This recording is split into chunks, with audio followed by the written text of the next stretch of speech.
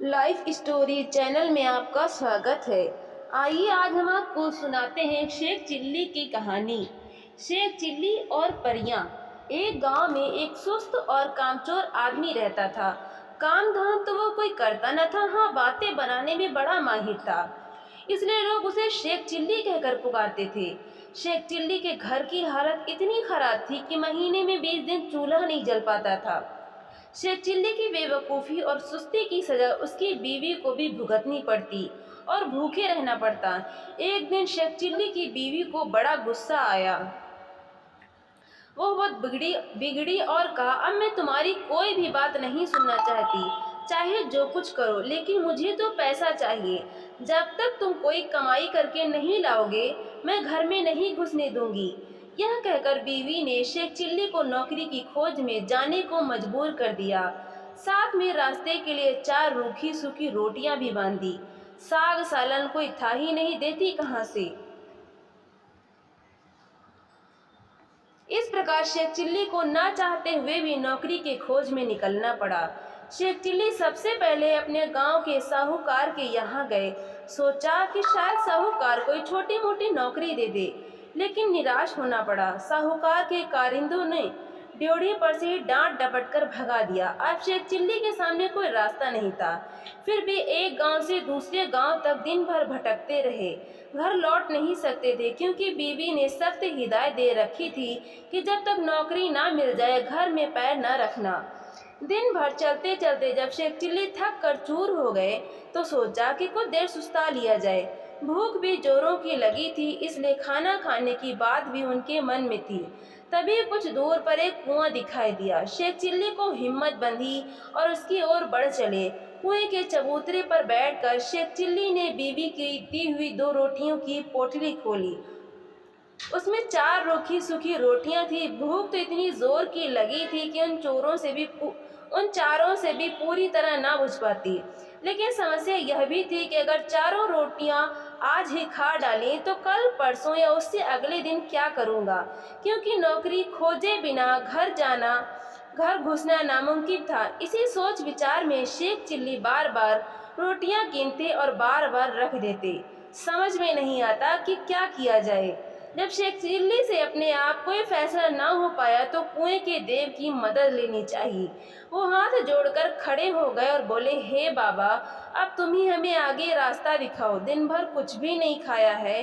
भूख तो इतनी लगी है कि चारों खा जाने के बाद भी शायद ही मिट पाए। लेकिन अगर चारों को खा लेता हूँ तो आगे क्या करूँगा। मुझे अभी कई दिनों यही आसपास भटकना है। इसलिए हे कुएं बाबा, अब तुम ही बताओ कि मैं क्या करूं। 1 खाऊं, 2 खाऊं, 3 खाऊं कि चारों खा जाऊं। लेकिन कुएं की ओर से कोई जवाब नहीं मिला। वो बोल तो सकता नहीं था, इसलिए कैसे जवाब देता। उस कुएं के अंदर 4 परियां रहती थीं।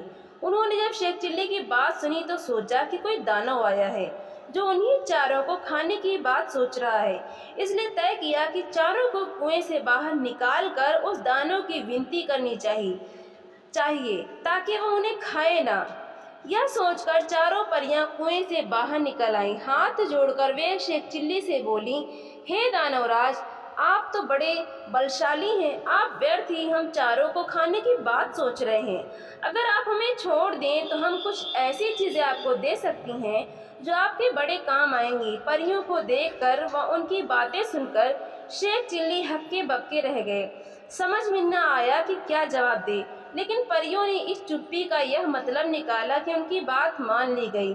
इसलिए उन्होंने एक कठपुतला व एक कटोरा शेख चिल्ली को देते हुए कहा, हे दानवराज, आपने हमारी बात मान ली, इसलिए हम सब आपका बहुत बहुत उपकार मानती हैं। साथ ही अपनी यह 2 तुच्छ भेंटें आपको दे रही हैं। यह कठपुतला हर समय आपकी नौकरी बजाएगा, आप जो कुछ कहेंगे करेगा, और यह कटोरा वो हर एक खाने की चीज़ आपके सामने पेश करेगा जो आप इससे मांगेंगे। इसके बाद परियां फिर कुएं के अंदर चली गईं। इस सब से शेख चिल्ली की खुशी की सीमा न रही। उसने सोचा कि अब घर लौट चलना चाहिए, क्योंकि बीवी जब इन दोनों चीज़ों के करतब देखेगी तो फूली ना समाएगी। डूब चुका था और रात घिर आई थी, इसलिए शेख चिल्ली पास के एक गांव में चले गए। और एक आदमी से रात भर के लिए अपने यहाँ ठहरा लेने को कहा। यह भी वादा किया कि इसके बदले में वो घर के सारे लोगों को अच्छे अच्छे पकवान व मिठाइयाँ खिलाएंगे। वो आदमी तैयार हो गया और शेख चिल्ली को अपनी बैठक में ठहरा लिया। शेख चिल्ली ने भी अपने कटोरे को निकाला और उसने अपने करतब दिखाने को कहा। बात की बात में खाने की अच्छी अच्छी चीज़ों के ढेर लग गए। जब सारे लोग खा पी चुके, उस आदमी की घरवाली झूठे बर्तनों को लेकर नाली की ओर चली। यह देखकर शेख चिल्ली ने उसे रोक दिया और कहा कि मेरा कठपुतला बर्तन साफ कर देगा। शेख चिल्ली के कहने भर की देर थी कि कठपुतले ने सारे के सारे बर्तन पल भर में निपटा डाले। शेख चिल्ली के कठपुतले और कटोरे की अजीबोगरीब करतब देखकर गांव के उस आदमी और उसकी बीवी के मन में लालच आ गया। शेख चिल्ली जब सो गए तो वो दोनों चुपके से उठे और शेख चिल्ली के कटोरे व कठपुतले को चुराकर उनकी जगह एक नकली कठपुतला और नकली ही कटोरा रख दिया। शेख चिल्ली को यह बात पता न चली। सवेरे उठकर उन्होंने हाथ मुंह धोया और दोनों नकली चीजें लेकर घर की ओर चल दिए। घर पहुंचकर उन्होंने बड़ी डींगे हाँकी और बीवी से कहा, भगवान अब तुझे कभी किसी बात के लिए झींकना नहीं पड़ेगा। न घर में खाने को किसी चीज़ की कमी रहेगी और न ही कोई काम हमें तुम्हें करना पड़ेगा। तुम जो चीज़ खाना मांगोगी मेरा यह कटोरा तुम्हें खिलाएगा और जो काम करवाना चाहोगी मेरा यह कठपुतला कर डालेगा। लेकिन शेख चिल्ली की बीवी को इन बातों पर विश्वास न हुआ। उसने कहा, तुम तो ऐसे डींगे रोज ही मारा करते हो, कुछ करके दिखाओ तो जानूं।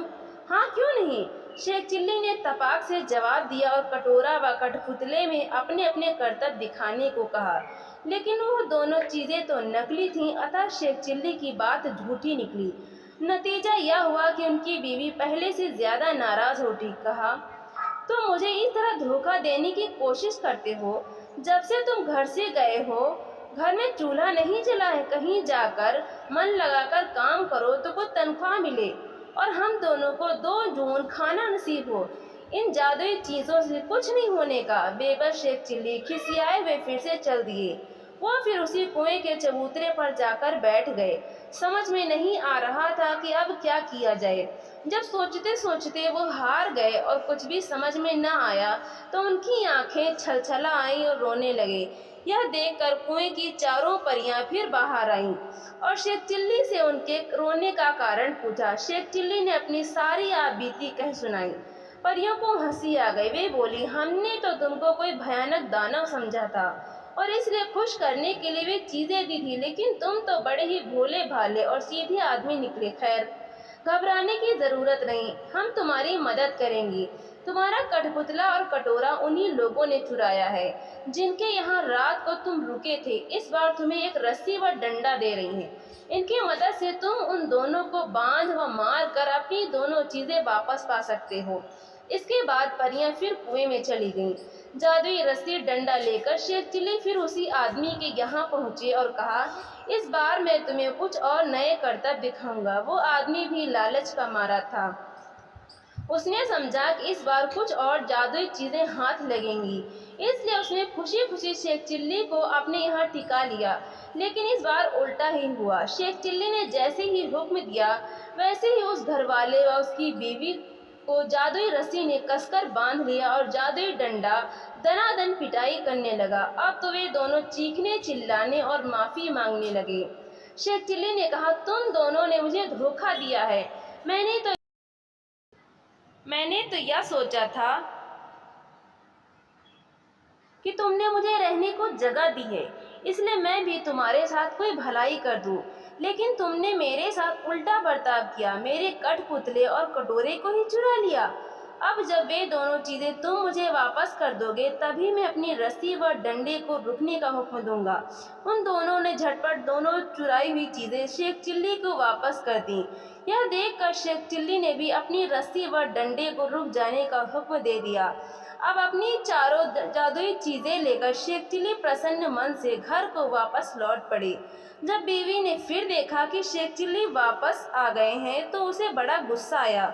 उसे तो कई दिनों से खाने को कुछ मिला ही नहीं था, इसलिए वो भी झुंझलाई हुई थी। दूर ही से देखकर वो चीखी, कामचोर, तुम फिर लौट आए। खबरदार, घर के अंदर पैर न रखना, वरना तुम्हारे लिए बेलन रखा है। यह सुनकर शेख चिल्ली दरवाजे पर ही रुक गए। मन ही मन उन्होंने रस्सी व डंडे को हुक्म दिया कि वे उसे काबू में करें। रस्सी और डंडे ने अपना काम शुरू कर दिया। रस्सी ने कसकर बांध लिया और डंडे ने पिटाई शुरू कर दी। यह जादुई करतब देखकर बीवी ने भी अपने सारे हथियार डाल दिए और कभी वैसा बुरा बर्ताव न करने का वादा किया। तभी उसे भी रस्सी व डंडे से छुटकारा मिला। अब शेख चिल्ली ने अपने कठपुतले व कटोरे को हुक्म देना शुरू किया। बस फिर क्या था, कठपुतला बर्तन, भाड़े व जिन जिन चीज़ों की कमी थी झटपट ले आया और कटोरे ने बात की बात में नाना प्रकार के व्यंजन तैयार कर दिए। तो दोस्तों, आपको ये कहानी कैसी लगी? लाइक करें, ज़्यादा से ज़्यादा शेयर करें और कमेंट करके हमें ज़रूर बताएं और चैनल को सब्सक्राइब करना बिल्कुल भी ना भूलें। तो मिलते हैं अगले नई कहानी के साथ। बहुत बहुत धन्यवाद।